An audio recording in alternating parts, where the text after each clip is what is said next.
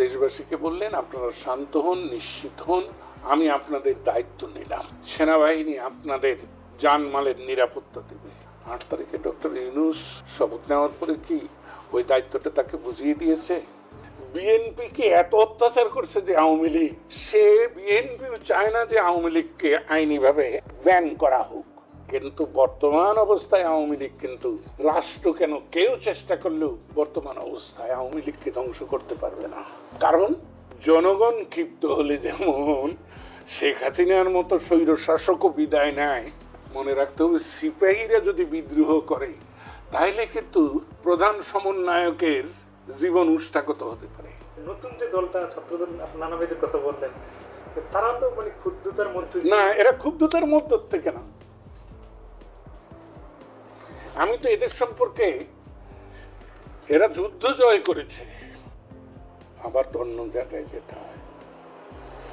যুদ্ধ জয়ের পৃথিবী জোড়া বিভিন্ন যুদ্ধের হাজার হাজার বছরের যুদ্ধের ইতিহাসে সেনাপতিদের কিন্তু ইতিহাস খুঁজে পাবেন না। যুদ্ধ জয় করলেই যুদ্ধের সেনাপতি যে একেবারে অক্ষয় অমর হয়ে যাবে তা নয়।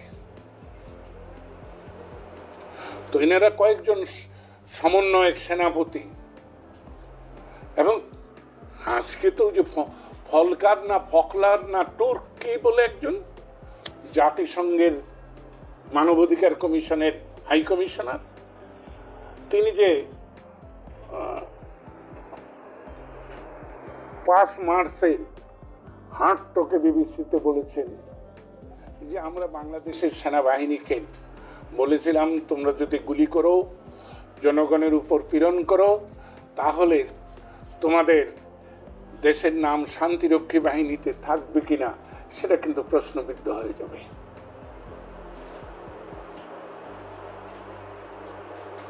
জনগণ ক্ষিপ্ত হলে যেমন শেখ হাসিনার মতো স্বৈর শাসকও বিদায় নেয়, মনে রাখতে হবে সিপাহীরা যদি বিদ্রোহ করে তাহলে কিন্তু প্রধান সমন্বয়কের জীবন উষ্টাগত হতে পারে। কারণ শান্তি মিশনে গেলে একটি সৈনিকের বা একটি অফিসারের সারা জীবনের নিরাপত্তা তৈরি হয়ে যায়। মানুষ কিন্তু পরের ক্ষতি না করেও ব্যক্তি স্বার্থ উদ্ধার করতে পারে, এবং এই শান্তিরক্ষী বাহিনীতে যাওয়া বাংলাদেশ সেনাবাহিনীর সৈনিকদের কোনো কিছু ক্ষতি না করে, রাষ্ট্রের কোন রকম কোন ক্ষতি না করে তারা কিন্তু ব্যক্তি স্বার্থটা উদ্ধার করতেছে। শুধু ব্যক্তি স্বার্থ কিন্তু উদ্ধার হচ্ছে না, বাংলাদেশের মর্যাদাও কিন্তু পৃথিবীর কাছে অত্যন্ত সম্মানজনক।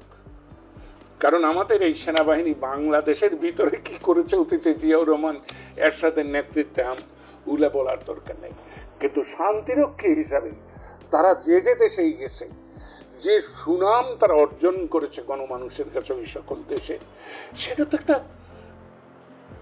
অহংকার করার মতো বিষয়। তাই আজকে আর ওই আন্দোলনের পরপর যে কথা ভাবছিলাম সে কথা আমি আর এখন ভাবি না, তবে এটা ভাবি এবং এটা মানি যে এইরকম একটা আন্দোলন না হলে শেখ হাসিনা যেভাবে চতুর্দিক গোছাইয়া বসছিল তাকে হটানো খুবই কষ্টকর হতো। গণতন্ত্র নয়, সবকিছুরই নাবিশ্বাস হয়ে গেছিল। তো এখানে কথা না, কথাটা হলো যে আওয়ামী লীগ থাকবে কিনা। আমি তো বলি সময়ই বলে দেবে, যার প্রয়োজন নাই সে থাকবে কি। আমার বাবার কথা বাদ দিলাম, আমার মাকে আমি এবং আমার ভাই বোনরা এত ভালোবাসতাম যে তার সীমা নাই। আমরা কি একদিন তাকে মৃত লাশ রেখেছি? অর্থাৎ তার প্রয়োজন ফুরিয়ে গেছে এই পৃথিবীতে। তেমনি রাজনৈতিক দলের প্রয়োজন যদি ফুরিয়ে যায় তাহলে যাবে, কিন্তু বর্তমান অবস্থায় আওয়ামী লীগ কিন্তু রাষ্ট্র কেন কেউ চেষ্টা করলেও বর্তমান অবস্থায় আওয়ামী লীগকে ধ্বংস করতে পারবে না। কারণ দেখলেন না, বিএনপিকে এত অত্যাচার করছে যে আওয়ামী লীগ, সে বিএনপিও চায় না যে আওয়ামী লীগকে আইনিভাবে ব্যান করা হোক।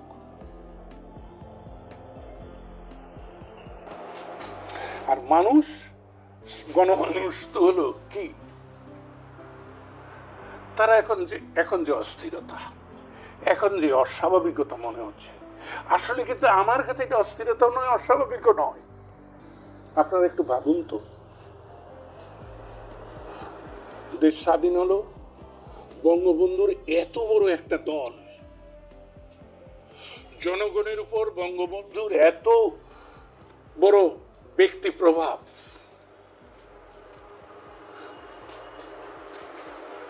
স্বাধীনতা যুদ্ধের যোদ্ধারা তার সাথে, সেনাবাহিনী অসংগঠিত হলেও, পুলিশ অসংগঠিত হলেও আছে, একেবারে গ্রামের প্রত্যন্ত একটি ঘরেও আওয়ামী লীগ আর আছে, তারপরেও কিন্তু অস্থিরতা ছিল। জিয়াউর রহমান সাহেব আসছেন, পুরো সেনাবাহিনী তার পিছনে কাতারবন্দী, স্বাধীনতা বিরোধী সকল শক্তি তার পিছনে বিসমিল্লাহির রহমানির রহিম বলে কাতারবন্দী। তারপরে অস্থিরতা ছিল, এরশাদ সাহেবের সময় অস্থিরতা ছিল, খালেদার সময় অস্থিরতা ছিল, শেখ হাসিনার সময়ও ছিল।